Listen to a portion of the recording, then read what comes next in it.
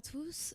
On se retrouve aujourd'hui dans l'auditorium de la ville d'Elbeuf pour un plateau télé sur le thème laïcité pour faire société, être et agir ensemble. Donc aujourd'hui, nous recevons sur le plateau télé Stéphane, directeur adjoint de la CMA de Normandie. Bonjour.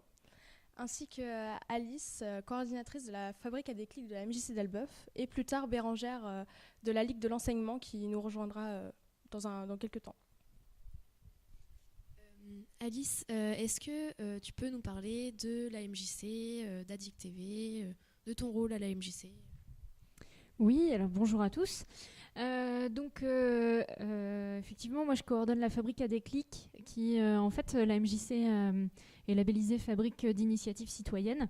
Donc tout ce qui est fait au sein de la MJC est en lien avec cette fabrique d'initiative citoyenne. Mais la fabrique à déclic, c'est un peu je vais pas trouver le mot, la mise en pratique de cette fabrique d'initiative, puisque on a un point d'appui à la vie associative et Addict TV. Alors je vais m'attarder un peu plus sur Addict TV, qui du coup organise des plateaux télé comme aujourd'hui.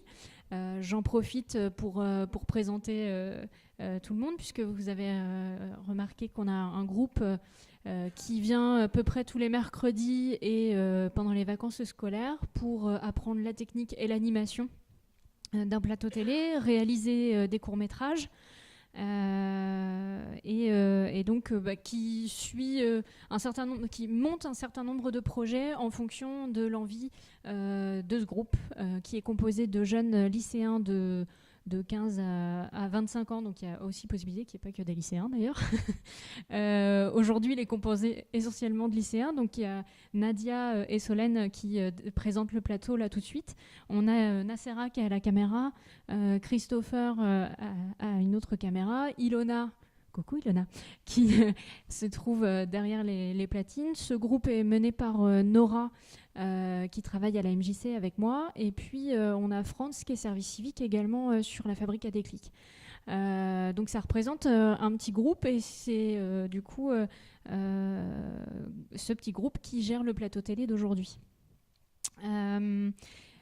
Sur le Addict TV, on fait aussi également des interventions dans les établissements scolaires, et on fait également des vidéos pour les associations qui sont adhérentes au PAVA. Voilà, point d'appui à la vie associative. Voilà pour Addict TV. Je vous ai tout dit. Maintenant, est-ce que Stéphane, tu pourrais nous présenter le réseau laïcité pour faire société ? Oui, je peux.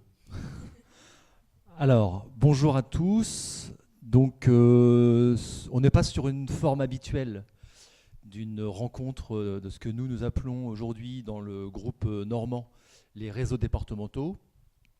En Seine-Maritime, on est sur une première rencontre.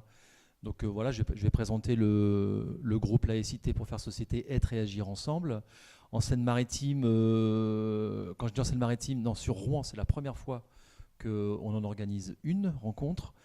Et en Seine-Maritime, c'est la deuxième fois, puisque début septembre, nous sommes allés au Havre travailler auprès de la CODA, donc la communauté d'agglomération, auprès des adultes relais et des conseillers citoyens.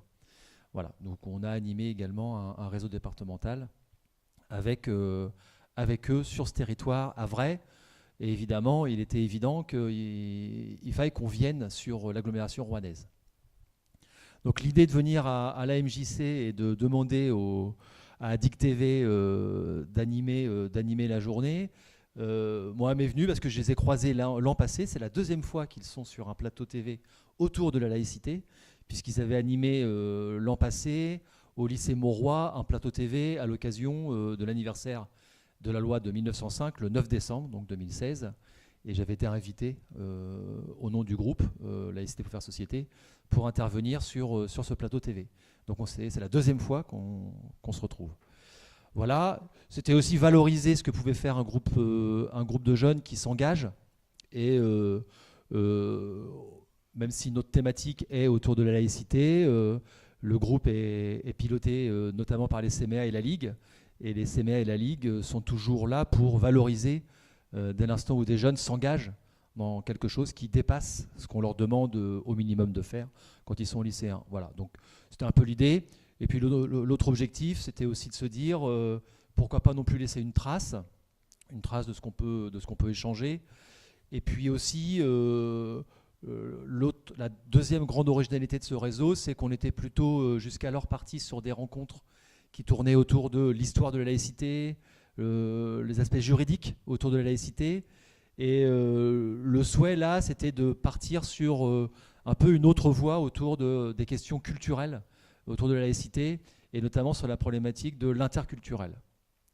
Le réseau Laïcité pour faire société est régional, il est normand, il existe depuis 2015. Il s'est constitué à la faveur d'une aide de l'État quand il y a eu les attentats de Charlie Hebdo. Il était déjà pensé auparavant par des personnes de la Direction régionale de la jeunesse et des sports à Caen, la Ligue de l'enseignement de Basse-Normandie à l'époque et les CMA de Basse-Normandie à l'époque. Tout ça maintenant c'est normand. Et il avait déjà été pensé, pensant que la laïcité commençait à être dévoyée, instrumentalisée politiquement. On commençait à parler de laïcité ouverte, fermée, avec un adjectif derrière. Et on était plutôt à penser que même si on peut avoir des débats autour de la laïcité, n'empêche que dans la loi, dans le droit, et on est un état de droit, jusqu'à présent en tout cas, il n'y a qu'une laïcité. Et celle-ci, il fallait aussi pouvoir en parler, la mettre en avant et montrer qu'à partir de là, dans le cadre que nous offre la laïcité en France, on est surtout dans un cadre de liberté. Donc à partir du moment où l'État s'est engagé, notamment à travers le Commissariat général à l'égalité des territoires, le CGET, à organiser des formations, et le déploiement de toutes ces formations que maintenant nous mettons en place depuis 2 ans autour de la laïcité, donc le groupe, évidemment, s'est constitué pour, dans un premier temps, aider au déploiement de ces formations. Donc aujourd'hui, en Normandie, il y a une dizaine de formateurs, il y a une dizaine, oui, voilà, il y a une dizaine de formateurs, il y a une soixantaine de formateurs, et sur l'année 2017, on va atteindre à peu près 850 personnes formées en Normandie, voilà, avec une capacité à former 1000 personnes, mais on a du mal à ce que les groupes soient complètement à 15 comme prévu, parce que vous connaissez comment se passent les problématiques de formation. Voilà, donc ça c'est le premier objectif. Donc le premier objectif du groupe de Normand est de déployer les formations. Le deuxième objectif, qui est mis en œuvre essentiellement par les CMA et la Ligue, est d'aller au plus près des territoires pour aller vers les initiatives locales, les initiatives territoriales et les problématiques territoriales liées à la laïcité. Quand on est à Alençon, où la problématique va tourner autour de la laïcité dans un milieu qui est plutôt rural, ou dans l'Eure d'ailleurs, c'est la même situation, ou quand on est au Havre, où on est plutôt sur la question de vivre ensemble, l'interculturel, qui est la même problématique, sans doute sur Elbeuf d'ailleurs. On n'est pas sur les mêmes réalités, on n'est pas sur les mêmes questionnements. On peut aussi avoir affaire à des structures sur les territoires qui peuvent se poser la question, dans le cadre de leur projet de mobilité par exemple, et la laïcité en France par rapport au reste de l'Europe, c'est quoi, etc., etc. Donc l'idée c'est d'exister dans les territoires et de ne pas rester comme ça, une espèce de nébuleuse au-dessus de tout le monde. Donc ce qui fait que tous les ans, on organise à peu près une douzaine de rendez-vous sur l'ensemble des territoires normands, et on essaye d'être au maximum 2 fois dans l'année, au minimum, pardon, 2 fois dans l'année dans chaque département. Voilà, de donner rendez-vous tous les 6 mois. Donc là, on est sur un premier rendez-vous. Sur 2018, on va renouveler les opérations, sans doute peut-être de manière un petit peu différente. Voilà, donc aujourd'hui, on est aussi un peu sur une expérimentation de comment est-ce qu'on peut animer ça. Voilà, donc juste pour terminer, vous avez à l'entrée une petite plaquette dans laquelle ça rassemble un peu tout, parce que derrière vous avez les formations qui vont avoir lieu là sur le second semestre jusqu'au début 2018, et vous avez au milieu les prochains rendez-vous, et c'est là que vous verrez que À la fin du mois, on est dans la Manche à Saint-Lô, et le 9 décembre, il y a un événement qui s'organise, évidemment, le 9 décembre, à Caen, dans le Calvados. Donc bonjour, vous êtes de la Ligue de l'enseignement. Est-ce que vous pouvez vous présenter un petit peu ce que vous faites? Bonjour, je m'appelle Bérangère Tessé, je suis responsable du service culturel pour la Ligue de l'enseignement de Normandie et je m'occupe notamment de diffusion cinéma en milieu rural et suburbain à travers un réseau qui s'appelle Générique, qui pour l'instant s'étend sur le Calvados, l'Orne et la Manche, mais si je suis là aujourd'hui, c'est parce qu'on est la Ligue de l'enseignement de Normandie avec les 5 départements. Merci beaucoup. On va diffuser Coexister, qui est une petite vidéo de 3 minutes pour expliquer la laïcité. La laïcité en 3 minutes, ou presque. En France, depuis 1801, l'État était lié aux églises par le Concordat. Au cours du XIXe siècle, cela provoque une scission entre une France favorable à la domination de l'Église catholique et une France républicaine indifférente aux convictions des citoyens. Les républicains finissent par l'emporter et créent notamment l'école laïque en 1882. Mais l'un d'entre eux, Émile Combes, défend un contrôle des cultes et s'oppose fermement aux religions. En 1902, alors qu'il est chef du gouvernement, 2500 établissements scolaires catholiques sont donc fermés. En réponse, le Vatican rompt ses relations diplomatiques avec la France en 1904. Le Concordat devient caduc. La nation est alors profondément divisée et la situation est explosive. En 1905, la séparation des églises et de l'État est l'occasion de débats houleux à l'Assemblée nationale.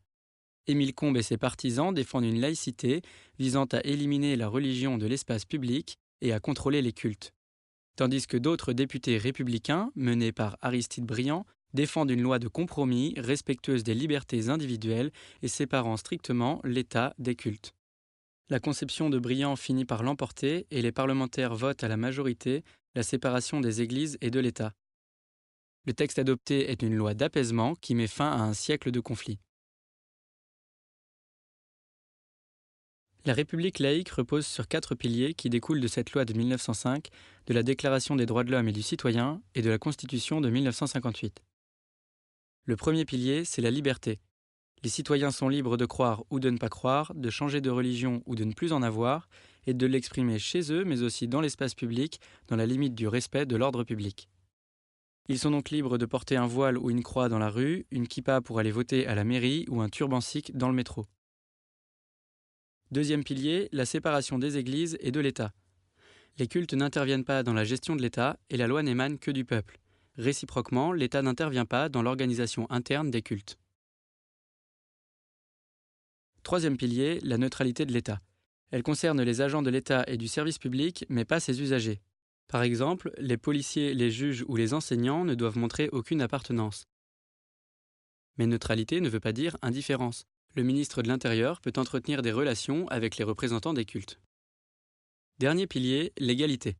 Tous les citoyens sont égaux devant la loi et le service public, quelles que soient leurs convictions. Finalement, la laïcité permet à chacun d'exprimer librement ses convictions dans le respect de la loi et des autres. Cependant, la République laïque reste ferme à la fois contre les dérives intégristes contraires à la loi, mais aussi contre ceux qui appellent à la haine des religions et des croyants. Presque facile. Mais 2 lois récentes prêtent souvent à confusion. En 2004, une loi interdit aux élèves des écoles, collèges et lycées publics le port de signes ou de tenues par lesquels ils manifestent ostensiblement une appartenance religieuse. Toutefois, les élèves peuvent porter des signes religieux tant qu'ils sont discrets. Cette loi vise à préserver les enfants des pressions, y compris de leurs camarades, afin qu'ils puissent ensuite faire leur propre choix. Mais elle ne concerne pas l'école privée ni l'université dont les étudiants sont majeurs. Elle ne concerne pas non plus les parents d'élèves ni les intervenants extérieurs, comme ceux de la Fondation Abbé Pierre ou de la Croix-Rouge. La loi de 2010 prête elle aussi à confusion. Elle interdit de dissimuler son visage dans l'espace public, c'est-à-dire de porter un voile intégral, un casque de moto, une cagoule, etc. Mais cette loi ne se fonde pas sur le principe de laïcité. Elle a été écrite dans un objectif de sécurité et d'ordre public. Finalement, la laïcité n'est pas une opinion, mais bien le cadre qui les permet toutes. Être laïque, c'est uniquement adhérer à des lois et des principes. On peut donc être chrétien et laïque, athée et laïque, musulman et laïque, juif et laïque, etc.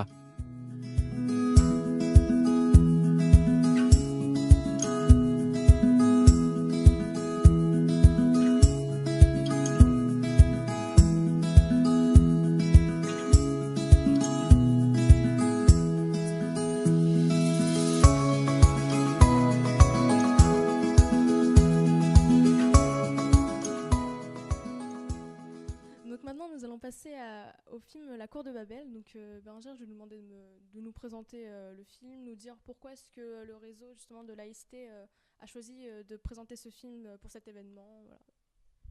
Alors, La Cour de Babel, c'est un documentaire réalisé par une réalisatrice qui s'appelle Julie Bertuccelli.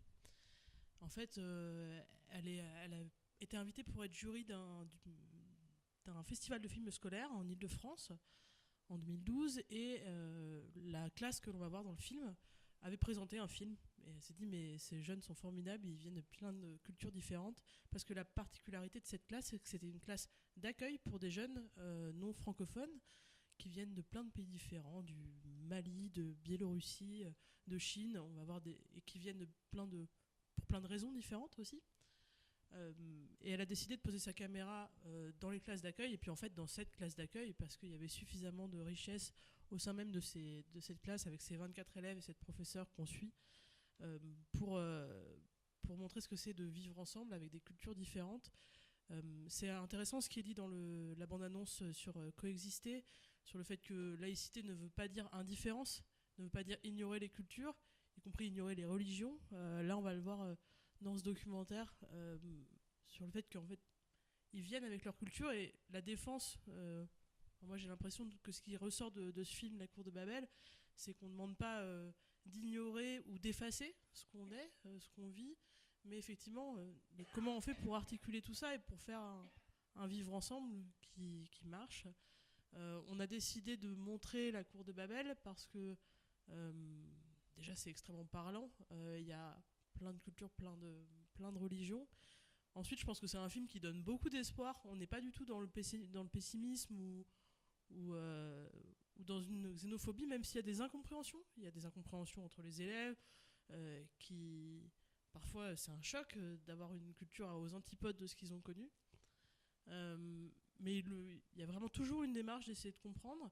Et ensuite, il y a vraiment quelque chose de la dignité, d'une unité égale de toutes les cultures, de toutes les langues et de toutes les religions dans ce film qui ressort.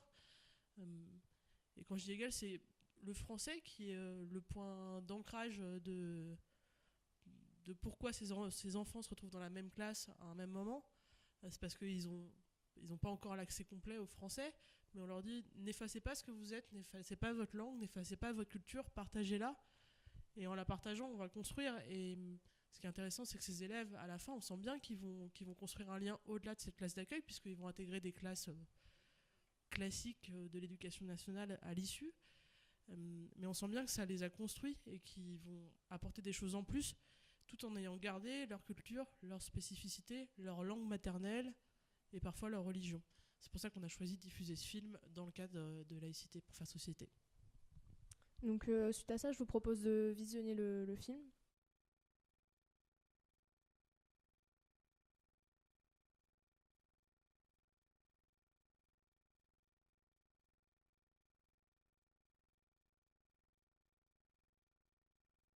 Alors voilà, donc le film est fini. Maintenant, si vous avez des questions à poser à notre invité ou un ressenti à vous faire partager, on a Alice qui va passer avec un micro. N'hésitez pas.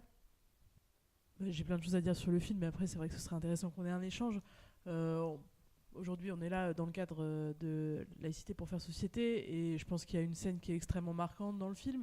C'est le moment où on leur demande de ramener un objet personnel, et que parmi les enfants filmés, il y a Youssef qui ramène son Coran, et une jeune fille qui s'appelle Naminata qui ramène sa Bible. Et ensuite, on a quand même 2 scènes qui suivent où les enfants parlent de la laïcité.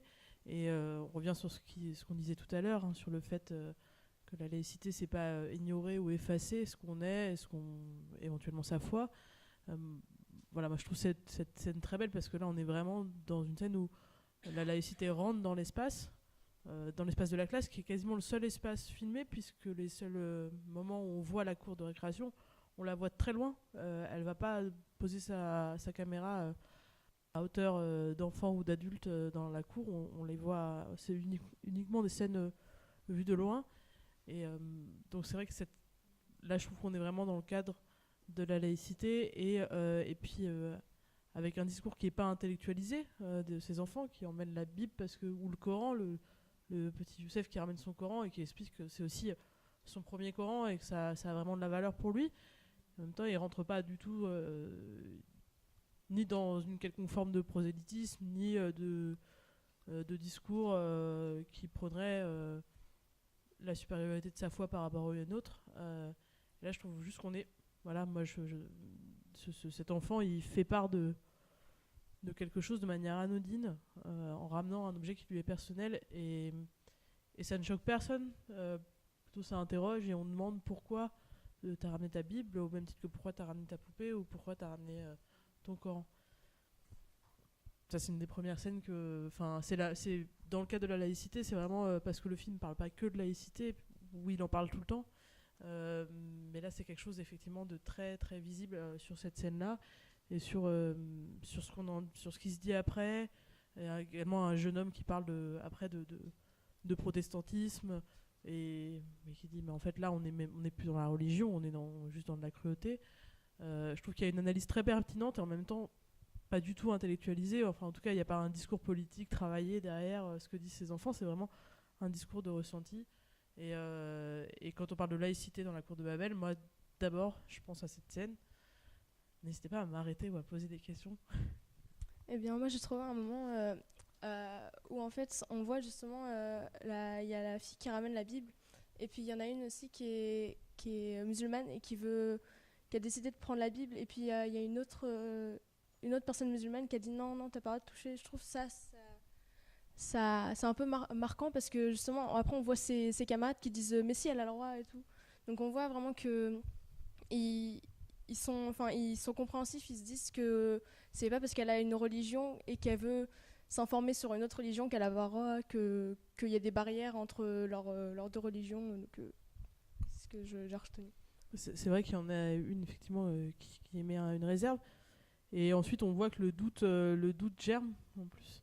Et le doute, il germe à un autre moment. Il y a une jeune fille qui parle de sa foi chrétienne et qui interroge Dieu, qui parle de Dieu, son meilleur ami.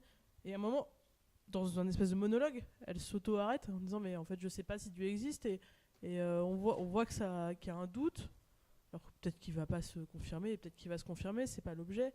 Mais le fait de se confronter à d'autres cultures, à d'autres foi, elle interroge quelque chose qui était peut-être de l'ordre de son patrimoine culturel, et elle se met à l'interroger comme une vraie interrogation de est-ce que je porte en moi une foi religieuse ou pas. Et c'est intéressant dans ce film de voir que clairement la position des autres, la culture des autres, la religion des autres interroge et fait écho par rapport à la propre personnalité, à la propre culture de chacun et de chacune.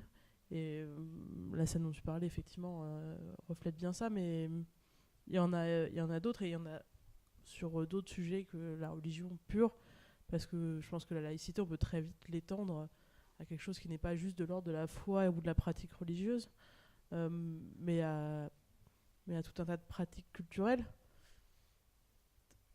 Il y a quelque chose qu'on n'a pas dit, c'est quand même le titre du film. La cour de Babel, c'est une référence biblique, clairement. Et l'épisode de la tour de Babel, c'est quand même une punition au départ d'un dieu qui, pour punir des humains qui se comporteraient mal, décide de les mettre dans un endroit et de faire en sorte qu'ils ne se comprennent pas, en leur faisant parler des langues différentes. Et du coup, il n'y a plus la possibilité de la compréhension. Et ce qui est intéressant, c'est qu'en fait là, évidemment, la référence, le titre du film fait référence à cet épisode, et on fait référence en le déconstruisant complètement. C'est-à-dire que là, le point d'ancrage, c'est leur incompréhension au départ, et comment ils font pour arriver à se comprendre et arriver à cette différence, cette différence qu'ils ont entre eux, d'une langue, comment ils arrivent à faire une force, parce qu'encore une fois, à aucun moment on leur demande d'effacer ça. Et il y a même l'entretien avec cet enfant qui dit, cet adolescent qui dit mais en fait moi je parle pas français parce que je veux pas oublier ma langue. Il me semble que c'est l'espagnol. Je veux pas arrêter de parler l'espagnol, et ça c'est assez fort. Moi je m'y attendais pas la première fois que j'ai vu le film, je l'avais vu à sa sortie. Cette scène-là m'avait marqué, j'ai pas envie d'oublier. Ça paraît tellement évident pour plein de gens qu'on n'oublie pas sa langue parce qu'en fait on la pratique au quotidien. Et le fait d'avoir peur de ne plus pouvoir pratiquer cette langue et du coup tout ce qui se découle de cette langue, cette culture, ça me paraît assez essentiel et c'est une peur que j'envisageais même pas. Je trouve que ce film il ouvre sur des choses et il ouvre sur la promesse d'une nouvelle citoyenneté commune et d'une nouvelle peut-être laïcité commune et qui serait plurielle. En tout cas c'est un film qui inspire ça, moi je trouve, et qui l'inspire avec bienveillance. C'est quand même, on a souvent des films sur la laïcité ou des médias culturels quels qu'ils soient, des films, des livres, des musiques qui sont plutôt plus lourdes et plus là il y a quand même de l'espoir alors qu'il y a des situations légères et des situations lourdes, enfin légères, il y a des situations quand même beaucoup plus lourdes que d'autres parmi ces 24 élèves qui sont filmés. Juste par rapport à ce que vous venez de dire, moi je trouve justement que la différence entre tous ces jeunes-là, finalement, je trouve qu'il n'y a pas tant de différence entre ces jeunes-là parce qu'ils ont quand même des gros points communs, des choses qui les rassemblent et qui sont des choses importantes qu'ils ont vécues. Et finalement, je me dis, mais ils ont sûrement plus de points communs que peut-être une classe qui n'est pas multiculturelle, en fait.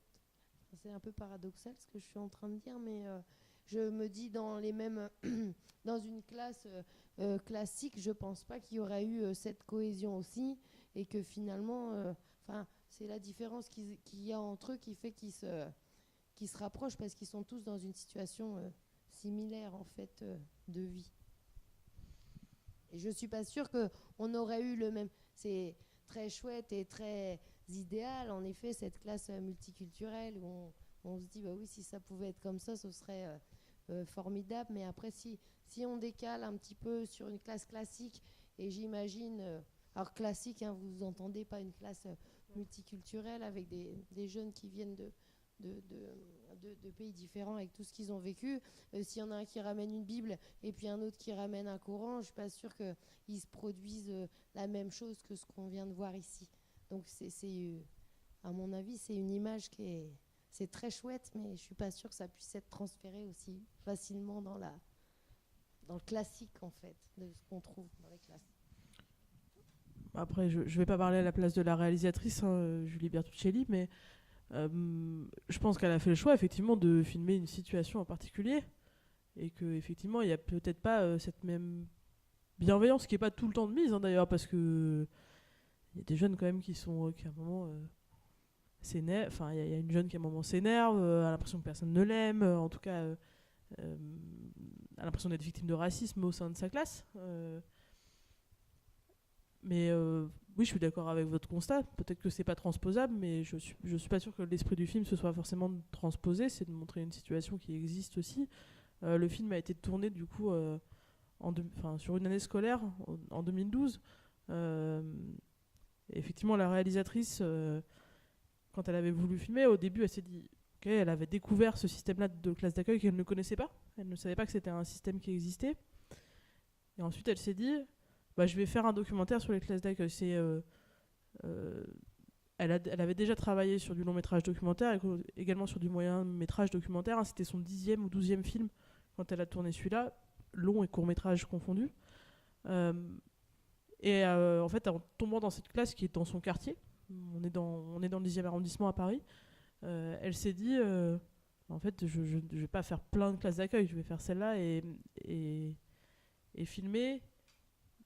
Et a priori avec la volonté de prendre du temps parce que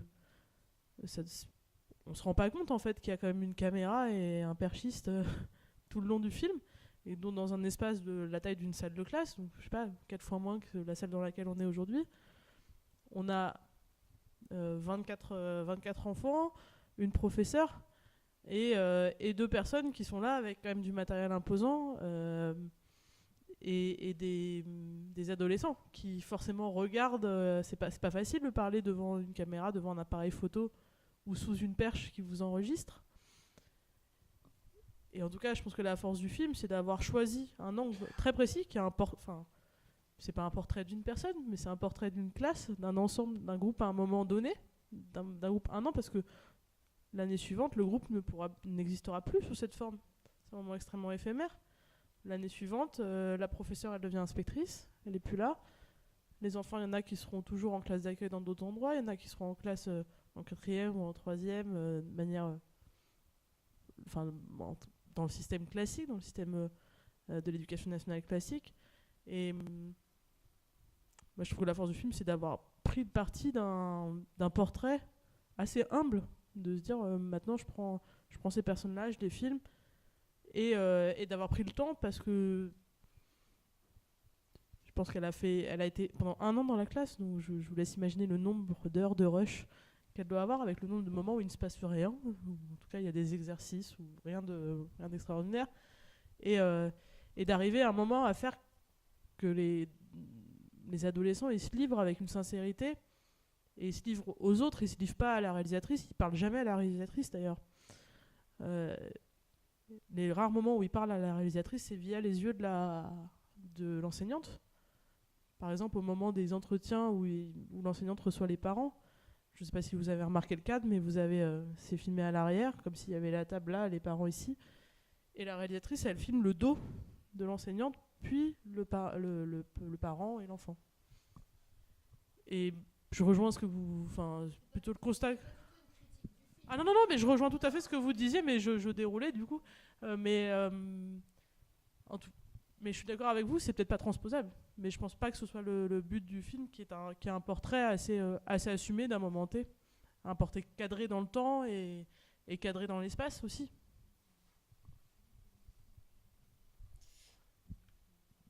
On a une autre question, oui, ou une remarque. Moi, je l'avais pas vu le film. Ce qui me choque, c'est le contraste des adultes et des enfants, qui sont pleinement, eux, dans le vivre ensemble, où ils s'intéressent les uns aux autres, de leur religion, de ce qu'ils vivent au quotidien. Et par contre, le discours des... C'est la censure, j'en dis trop. Le quotidien des parents, où en fait, la maman irlandaise s'occupe d'elle, et elle dit « j'ai pas d'amis ni rien en France », alors que son fils, lui, se fait un tas de camarades dans la classe. La maman chinoise ne voit que, ou asiatique, ne voit que par sa communauté aussi. Je ressens, moi, chez les adultes, le communautarisme, s'installer, être présent, alors que chez les gamins, chez les élèves, on vit ensemble, et peu importe d'où on vient. Et c'est ce qui me frappe le plus, en fait, dans ce film-là. Et alors je vais être très terre à terre. Je vois encore plus l'importance de notre réseau depuis 1 an et demi, 2 ans, parce que je me dis que les gamins comprennent les choses, arrivent à vivre les choses, et qu'en fait les adultes aujourd'hui ne comprennent toujours pas, alors de par je ne sais quoi, ou comment, ou ils ne veulent pas comprendre, et qu'on en arrive encore à plein de différences et de communautarisme dans certains coins, et comme on le disait en préambule, Stéphane le disait, dans certaines zones rurales où on n'arrive pas à vivre ces choses-là. Donc voilà, moi c'est ce volet-là qui me marque, entre les jeunes qui vivent ensemble et les adultes qui ne voient qu'eux et qui ne voient pas forcément ce qui les entoure. Là, moi, ce qui me fait rebondir, je suis plutôt d'accord avec ton observation. C'est peut-être la manière aussi dont c'est un documentaire, mais un documentaire, il y a quand même un angle et une réflexion. C'est aussi la gestion de l'espace purement géographique. Il y a presque un moment quelque chose il faut cohabiter, puisqu'on partage les mêmes 24 chaises à côté les uns des autres pendant une année scolaire. Et il faut cohabiter, on aime cohabiter. Et ça demande un effort parfois de partager un espace avec des personnes avec qui on a plus ou moins d'atomes crochus. Et là, on est dans je pense, la responsabilité étatique.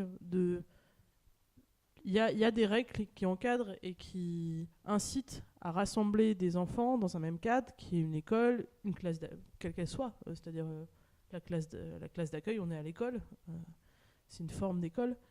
Et Et peut-être qu'il n'y a pas cet effort-là étatique qui est fait pour les adultes, de dire à un moment, retrouvez-vous et parlez-vous et partagez du temps ensemble.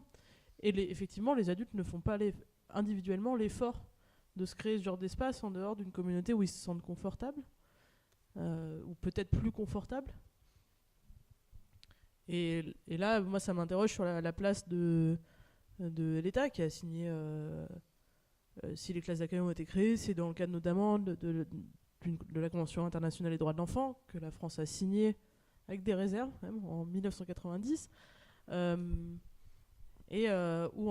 est... Enfin, là, on peut partir, mais quelle serait la réflexion pour une vraie politique de... J'aime pas forcément le mot intégration, mais enfin oui, d'intégration entre eux, d'adultes de nationalités différentes en France. On n'a pas ce texte fondateur ou cette obligation fondatrice, ou moins. Et donc, voilà, je pense qu'il y a une vraie réflexion à avoir sur aussi comment les enfants, ça paraît toujours évident et ça l'est pas suffisamment. Je dis pas que le système est parfait, mais en tout cas, il y a des démarches faites pour se dire les enfants arrivent sur le territoire français, il faut qu'on arrive à faire qu'ils s'intègrent ou qu'ils aient les moyens de s'intégrer, de s'éduquer, de découvrir plein de choses. Et effectivement, ça peut être par le biais de l'éducation nationale, par tous les biais de l'éducation populaire.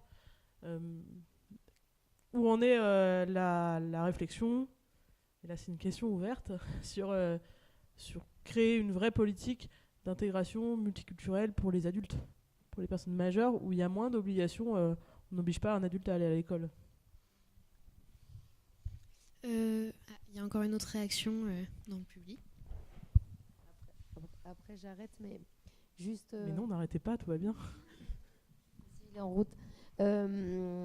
Juste, quand vous disiez l'État fait pour qu'il y ait du vivre ensemble entre les enfants, alors vous parliez de l'éducation nationale, je pense qu'on voit bien que même si naturellement les enfants vont être ensemble et partager, l'importance de la personne qui fait la médiation entre tous ces gens-là, hein, et là l'Institut est quand même assez remarquable, comme un animateur peut faire du lien entre des jeunes ou des enfants, donc l'importance de la personne qui fait ce lien, qui finalement ça paraît naturel, mais il y a quand même toujours elle qui est là derrière et qui, voilà, et qui a un rôle peut-être un peu... Le fait qu'on la voit pas d'ailleurs dans la caméra, voilà, on a l'impression que tout se fait naturellement, mais il faut pas oublier que s'il n'y a pas de gens comme ça qui prennent un peu les choses à bras-le-corps, et dans l'éducation nationale classique, du coup c'est la même chose, ça se fait pas forcément naturellement, quoi.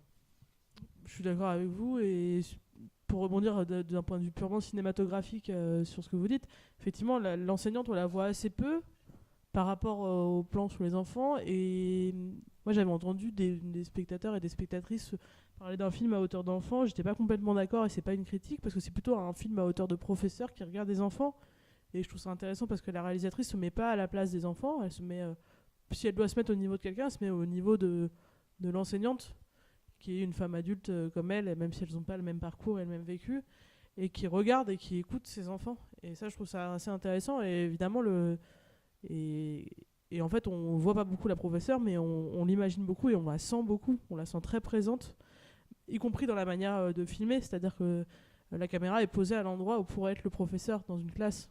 C'est-à-dire les tables sont là et la caméra, elle regarde comme le fait un professeur, qu'il soit à droite ou à gauche, hein, mais elle regarde les enfants.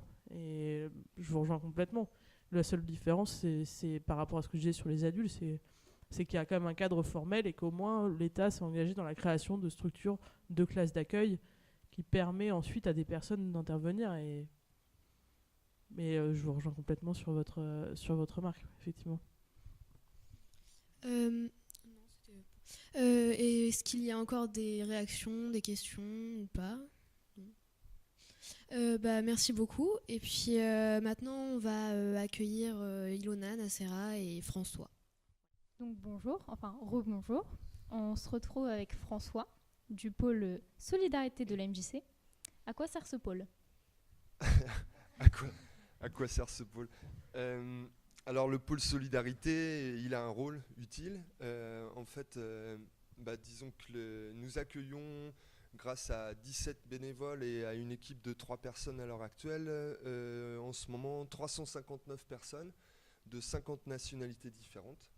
qui viennent ici pour apprendre le français dans le cadre de la vie quotidienne, mais aussi dans un objectif d'intégration professionnelle. Donc on reçoit encore une fois voilà, plus de 360 personnes, dont certaines personnes ne parlent pas français, mais ne savent pas lire et écrire, donc on propose des ateliers d'alphabétisation, puis d'apprentissage du français, et également un accompagnement dans la vie quotidienne, donc pour écrire un courrier, pour faire des démarches, demander l'asile, la nationalité, etc. Voilà, donc voilà tout ce qu'on fait auprès d'un grand nombre de personnes qui vivent sur le territoire d'Elbeuf, de l'ancienne agglomération d'Elbeuf. Et donc en fait dans ce cadre-là, ce qui était intéressant et le lien avec le film, et notamment ce que tu disais Chloé, c'est-à-dire que oui effectivement là ce sont des mineurs quoi, qui intègrent une classe, qui viennent tous de l'étranger, et donc tu disais que peut-être dans la vie, dans une classe classique, dans la vraie vie, c'était pas forcément le cas. Alors nous en tout cas voilà, on accueille encore une fois 360 personnes qui viennent de 50 pays différents. Et là, cette fois-ci, ils sont adultes en fait. Et il y a exactement la même bienveillance, la même empathie, la même capacité à respecter l'autre dans sa différence. Et donc en fait, et moi je suis là aussi, là ici, pour parler du concept de l'interculturalité. Donc je ne sais pas si ça vous parle. L'interculturalité, c'est la rencontre entre les cultures, pardon. Donc inter, c'est entre, ça signifie entre les cultures, mais avec un point de vue de réciprocité, quoi, d'égalité. Et puis donc on entend le mot culture, donc ce qui signifie la rencontre entre différentes cultures, le dialogue entre différentes cultures, ou alors une confrontation qui peut être constructive ou négative, quoi. Donc la rencontre interculturelle, elle fait intervenir des cultures différentes, mais c'est quoi une culture? Donc la culture, c'est des normes, c'est des comportements, c'est des rituels, des interactions entre les personnes, des usages, des codes de politesse, de savoir-vivre. Je lis un petit peu, j'avais préparé ma séquence, désolé, parce que c'est assez complexe à expliquer. Voilà, du savoir-vivre, de la communication, mais c'est pas que la langue, c'est le non-verbal. Vous voyez, il y a plein de paramètres qui rentrent dans le cadre d'une rencontre interculturelle. Les valeurs, les croyances, les religions, les manières de percevoir l'autre, de percevoir une situation, d'agir ou de réagir, de penser. C'est différents modes de vie, différentes organisations d'un point de vue collectif, des interactions entre des collectifs. Donc c'est tout ça la culture. Et quand des personnes de nationalités différentes, de cultures différentes se rencontrent, c'est tout ce mélange qui se crée. Mais encore, il faut être capable de le concevoir, de le sentir et de prendre un petit peu de recul par rapport à sa propre culture. Il est là l'enjeu en fait. Donc en fait, dans une rencontre interculturelle, il y a plusieurs mécanismes. Il y a plusieurs mécanismes. Il y a un premier mécanisme qu'on appelle la catégorisation. Donc en fait, c'est pointer du doigt la différence de l'autre, parce qu'en fait, l'autre, à travers sa différence, ça fait un effet miroir. C'est-à-dire que la différence de l'autre me renvoie à ce que je suis moi-même et m'aide un petit peu à mieux prendre conscience de ce que je suis. Donc c'est ça le mécanisme.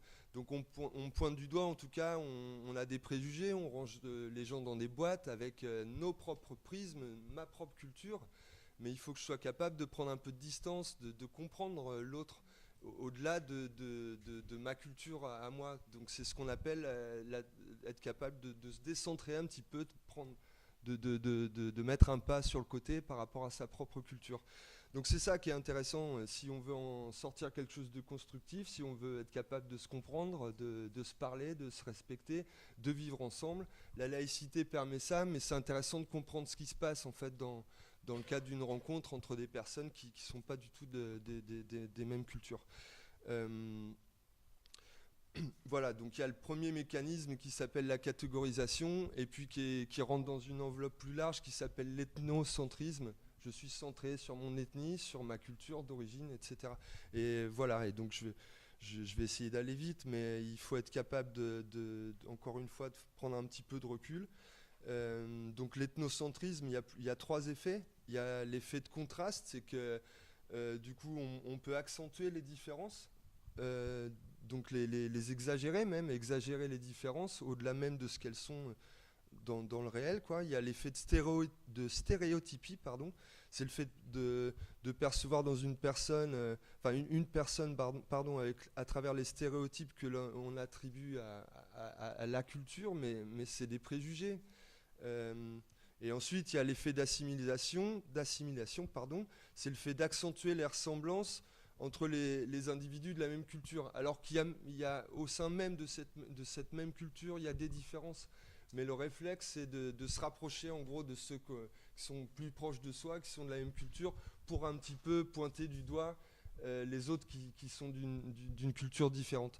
Donc voilà ce qui nous paraissait intéressant à mettre en valeur dans tous ces mécanismes qui se passent dans une rencontre interculturelle, quoi.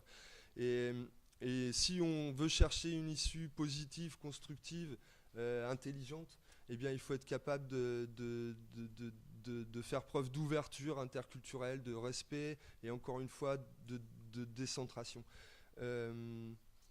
Voilà. Il ne suffit pas de comprendre et d'accepter l'autre, il faut aussi accepter les différences et admettre les points communs. C'est ça l'interculturalité. Et voilà, donc lorsqu'on a choisi de développer, de mettre en place ce regroupement, on a vraiment vu un lien entre ce qui se passe dans cette classe-là, ce qui se passe dans le cadre des ateliers que nous on organise, encore une fois avec des gens qui viennent de 4 continents, de 50 nationalités, et en fait il y a jamais aucun conflit. Au sein de moi, ça fait 2 ans que je fais ça. Il n'y a jamais aucun conflit. Il y a une richesse, il y a une ouverture d'esprit qui est impressionnante. Après, effectivement, ce qui a été dit, c'est que c'est aussi la manière dont les intervenants, les professeurs font vivre ça. Effectivement, faut préserver un cadre bienveillant qui permette ça. Il faut être capable d'essayer d'être attentif à ce qu'il n'y ait pas de dérapage. Et encore une fois, la fameuse catégorisation. Les fameux préjugés, quoi. Donc on a vraiment trouvé qu'il y avait un lien assez intéressant entre la laïcité qui permet à tous et toutes de vivre ensemble de manière égale, alors qu'on a des cultures, on a des histoires différentes. Et puis il y a une dernière chose que je voulais dire, c'est que la tentation, encore une fois, c'est de ranger quelqu'un dans une boîte, tu viens de telle culture, de tel pays, mais on oublie qu'en fait, il y a les individus avant tout. Évidemment, je suis issu d'une culture, j'ai une éducation, etc., mais je suis un individu, et je ne suis pas d'accord avec tout ce qu'on m'a transmis, par exemple, dans ma propre culture. Enfin voilà, il ne s'agirait pas de limiter les gens à leur culture, mais évidemment, il ne faut pas oublier que ce sont des propres individus qui ont leur propre pensée, leur propre cheminement, leur propre expérience. Donc voilà, moi, tout ce qui me paraissait intéressant de dire et de croiser avec ces 2 notions-là, de laïcité et d'interculturalité. Voilà. Je n'ai pas parlé assez fort dans mon micro. Je crois que je n'ai pas du tout utilisé le micro. Je suis désolé. Du coup, j'avais une question. Oui. Est-ce que avoir rencontré autant de cultures, comme tu dis, est-ce que ça n'a pas même enrichi ta propre culture et t'as ouvert l'esprit sur plusieurs nations Bah si, bien sûr. Ouais, évidemment, la différence des autres, si j'ai envie de faire l'effort de les comprendre, d'aller vers eux, bien sûr que ça a un impact sur moi-même, sur mon expérience, ça me fait bouger, ça me fait bouger mes lignes, mes perceptions, mes convictions. Et c'est ça qui est super intéressant. Enfin, je trouve. Ensuite, il y a sans doute des personnes qui sont pas d'accord avec ça.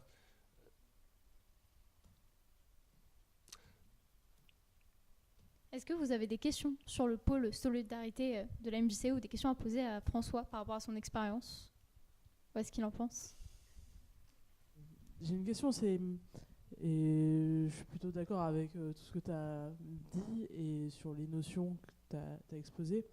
Moi, il y a quelque chose qui m'interroge, c'est est-ce que toi, le fait que tu sois animateur, que tu es quand même le terme est peut-être mal choisi, mais une espèce d'argument d'autorité parce que tu es issu, je suppose, en tout cas de la culture, du territoire dans lequel se passent ces ateliers. À quel point ça influe sur ta position et comment, quels sont les outils que toi tu utilises pour justement, tu parlais de décentrer, donc je pense que ça c'est pour essayer de se mettre effectivement au même niveau. Est-ce que tu as des outils concrets que tu utilises pour arriver à faire ça? Parce que tu peux pas enlever le fait que tu as des personnes qui viennent de 50 pays, mais a priori aucun de la France, et que toi, tu es ici, français, à animer ça. Alors, oui, mais j'ai oublié de préciser qu'on n'accueille pas seulement des personnes étrangères, on accueille aussi des personnes françaises, d'origine non étrangère, et qui ont été en difficulté en fait par le passé dans le cadre scolaire. Donc en fait, d'entrée de jeu, on a des personnes étrangères, mais on a des Français d'origine non étrangère. Donc voilà, il y a déjà d'entrée de jeu ce melting pot, et donc de toute façon, les gens se font bouger eux-mêmes au sein des groupes sans que nous, on ait à intervenir. Ensuite, elle est intéressante la question. Des outils, c'est assez difficile. Je crois que c'est quelque chose d'assez spontané. Je crois que c'est l'empathie, la bienveillance oui, s'il y a deux outils, c'est l'empathie, la bienveillance. Alors, faudrait peut-être définir ça, et ça reste flou. Mais oui, c'est une ouverture d'esprit, c'est une empathie, c'est une bienveillance. Après, moi, j'ai des origines libanaises. La moitié de ma famille est allemande par alliance.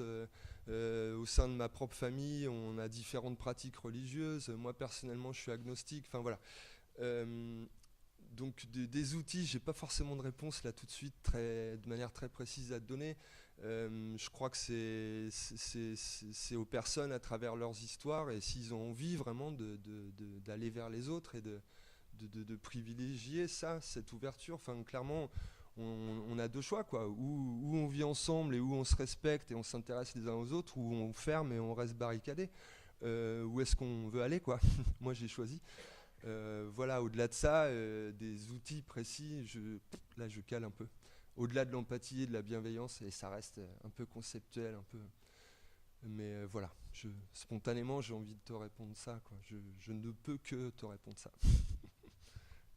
Il y a une autre question? Parce que sinon, j'en ai une. J'ai quoi à te poser? Chouette. Je pense que ça fait certaines années, comme tu l'as dit tout à l'heure, que tu as enseigné ce métier. Et au cours des années, du coup, est-ce que d'avoir rencontré plusieurs personnes, plusieurs origines, ça t'a pas aidé aussi à trouver d'autres moyens? Bon, t'as pas trop dit d'outils, mais ça t'a pas aidé à renforcer le côté, à essayer d'apprendre avec l'autre? Ma question n'est pas très Non, elle est très claire. Ouais.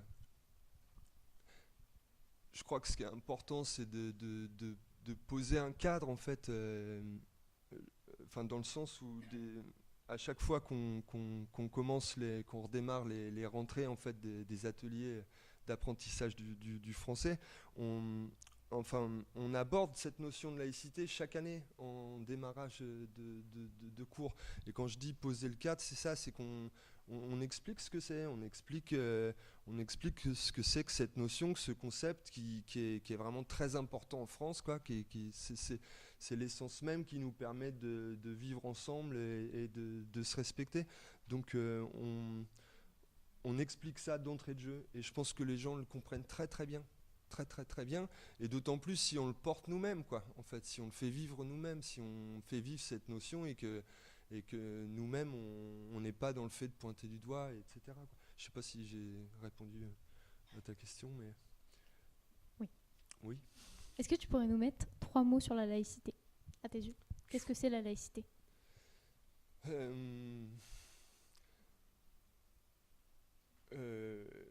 Waouh, c'est pas forcément évident. C'est un outil donc le premier mot, je dirais outil. Ça va peut-être pas plaire à tout le monde, mais spontanément, je le dis comme ça. C'est un outil qui est donc le deuxième mot. Respect, ouverture, outil, respect, ouverture d'esprit. Je vais essayer de... Voilà. spontanément, je dirais ces 3 mots-clés. Après, je suis sûr que là, vous avez tous, on a tous des mots qui nous viennent en tête. Ce serait intéressant de faire un petit brainstorm là. Qu'est-ce que c'est pour vous? C'est quoi les mots qui vous viennent en tête là? Je me permets de prendre ta question pour le. Vas-y, sans problème. Un principe. Ouais, j'ai dit outil, mais bon, ouais.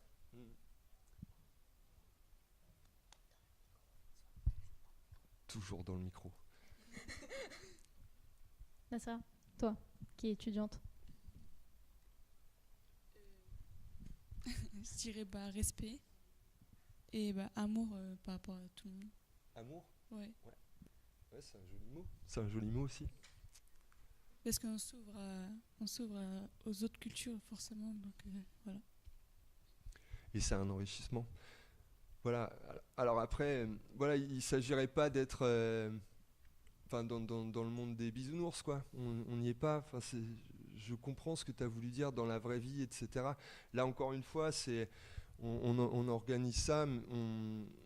Comment dire, c'est un cadre, c'est des ateliers, c'est des moments. Il y a des intervenants qui garantissent l'équilibre, le respect, justement.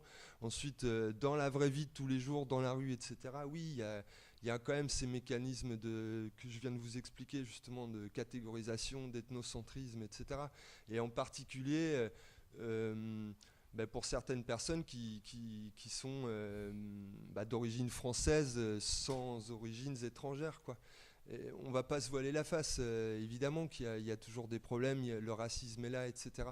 Mais en tout cas ici, ça se passe plutôt bien et c'est peut-être une clé, quoi, qui pourrait nous aider à continuer à avancer, à trouver des outils pour avancer ensemble, la main dans la main, quoi. Mais je veux pas être bisounours. Oui, mais c'est sûrement avec des actions comme ça, des petites actions. Enfin, c'est déjà une très grosse action à mes yeux, je trouve. C'est quelque chose de remarquable, que finalement tout va changer, ou que tout peut commencer à changer. J'espère. Après, l'action qu'on met en place, le fait d'accueillir toutes ces personnes, de leur apprendre le français et de les aider dans la vie quotidienne, et ensuite vers l'insertion professionnelle, c'est surtout pour elles-mêmes. C'est pour chaque personne qu'on donne ça. Mais évidemment, ensuite, ça a un impact sur le fait de vivre ensemble. Et je vous invite à venir dans nos cours. On cherche des bénévoles d'ailleurs. Mais il y a quelque chose de magique, quoi. Tout le monde a la banane tous les jours. Tout le monde arrive avec le sourire. Il y a quelque chose d'assez magique humainement qui se passe. Voilà, effectivement. Comment est-ce qu'on peut faire vivre ça plus loin? Comment est-ce qu'on peut passer ce message? Comment est-ce qu'on peut essayer de diffuser? Merci. Je pense qu'on va conclure sur cette belle parole de François. Ah, il y a des questions. Ok, comme ça c'est bon. Oui, donc j'ai une question qui vient un peu tard, mais tout à l'heure on parlait, alors je reviens sur le film en fait, sur la cour de Babel. On parlait du fait que ce débat entre guillemets avait lieu puisque c'était une classe d'accueil. Et donc je rejoins un petit peu la question qui est posée, mais en m'adressant directement aux jeunes qui sont ici, puisque tout à l'heure vous avez dit qu'ils étaient lycéens. Est-ce qu'aujourd'hui vous donne l'opportunité en classe, en cours, de justement avoir un débat voilà, sur la laïcité? Est-ce que c'est quelque chose... je sais pas. Après, voilà, moi je suis pas d'Elbeuf, je travaille pas à Elbeuf, donc mais... Enfin, je veux dire, Elbeuf, ça reste quand même une ville multiculturelle. Donc, si vous êtes scolarisé à Elbeuf, je me doute que même au sein de votre classe, il peut parfois avoir l'occasion d'avoir ce type de débat. Est-ce qu'on vous donne la parole ou est-ce que c'est quelque chose qui passe au-dessus et voilà. Moi, il y a surtout une matière où on nous donne la parole, je pense. C'est l'EMC, c'est l'éducation morale et civique. Et dans cette éducation morale et civique, on parle souvent des gros traits de la France, des droits, des devoirs. Et on aborde aussi le sujet de la laïcité, qui à mes yeux n'est pas assez abordé. Enfin, on est quand même dans un pays avec énormément de cultures différentes, énormément d'origines différentes, de personnes différentes. Et je pense qu'on devrait en parler plus souvent, oui. Mais on peut organiser quand même des débats. Ça nous est arrivé d'en parler. Et c'est intéressant. C'est très rare. Mais c'est très intéressant. C'est enrichissant. Il y a une autre question. Oui, alors ça rejoint un petit peu cette question-là. C'est-à-dire dans ta pédagogie, dans les cours, et je rejoins aussi un peu le film qu'on a pu voir, on a pu voir l'importance de la place du professeur qui permet à ces jeunes d'expliquer leur histoire et du coup de créer de l'empathie par rapport aux histoires, même s'ils rencontrent les mêmes difficultés. Voilà, il y a une forme d'empathie avec l'histoire de l'autre, des problèmes qu'il a pu rencontrer. On a vu la petite jeune qui pleurait parce que la petite chinoise disait qu'elle se sentait ni bien en France ni bien en Chine. Voilà. Est-ce que dans ta pédagogie, puisqu'on parlait d'outils tout à l'heure, tu permettais ce genre de dialogue lors des interventions, enfin voilà, dans tes classes, je vais appeler ça une classe, hein, je ne sais pas si c'est le terme exact, et du coup créer un échange entre des non-origines et puis certains d'origine, avec toutes les problématiques qu'ils ont pu rencontrer dans leur migration, enfin voilà. Est-ce qu'il y a des échanges autour de ça et du coup créer comme ça une forme d'empathie ou d'une prise de conscience de ce qu'a pu vivre l'autre? Oui. Oui, alors c'est pareil, chaque année quand on redémarre les ateliers linguistiques, enfin les ateliers d'apprentissage du français, on invite chacun à se présenter. En fait, on a un outil sympa, c'est qu'on prend un vidéoproche, un Google Maps sur un ordinateur, et puis chacun vient présenter son pays et dire spécifiquement où il est sur la carte, puis expliquer un peu son parcours personnel. Et donc là, d'entrée de jeu, effectivement, les gens expliquent qui ils sont, d'où ils viennent, qu'est-ce qu'ils ont parcouru, les difficultés rencontrées lors du chemin migratoire, mais aussi l'arrivée ici en France, parce que voilà, il n'y a pas de secret, les personnes ont des difficultés, vivent le racisme, etc. Et donc oui, d'entrée de jeu, chaque année, on commence comme ça. Bonjour, qui tu es? Et puis on fait un petit tour de table. Et donc directement, effectivement, premièrement, on apprend à se connaître. Et puis on en apprend plus sur l'autre. Et encore une fois, l'histoire de l'autre nous fait bouger nous-mêmes, quoi. Donc c'est l'un des outils. Alors c'est bête, les formatrices et les bénévoles qui font vivre ces ateliers n'ont pas pu être présents cet après-midi parce qu'ils auraient pu aussi donner des exemples sur des outils. J'ai pas spontanément de choses très, très concrètes au-delà de ça, mais oui, par exemple, cette chose-là, le fait d'aller au tableau, d'aller sur un tableau interactif, de faire un double clic sur son pays, le Maroc, l'Asie. Encore une fois, on a les 4 continents, on cherche des gens d'Océanie au cas où. mais voilà, ça c'est très parlant, c'est très touchant, et d'entrée de jeu, ça amène tout le monde dans un respect, quoi, dans une meilleure connaissance de l'autre, meilleure connaissance de son parcours, des difficultés rencontrées, et donc d'entrée de jeu, je pense que ça met les choses à plat et ça pousse au respect. Voilà. Donc on va conclure sur cette jolie parole, à mes yeux. Surtout, n'oubliez pas d'être bénévole, c'est très important. C'est un petit geste, mais c'est super important. Et merci à vous d'avoir participé à ce plateau. Merci à nos invités. Merci à François, merci à Bérangère, merci à Stéphane. Et à une prochaine fois. À très bientôt. Et merci aux jeunes d'Addict TV, évidemment. Merci à la régie, merci à Et à la régie, à à Nora. Merci beaucoup.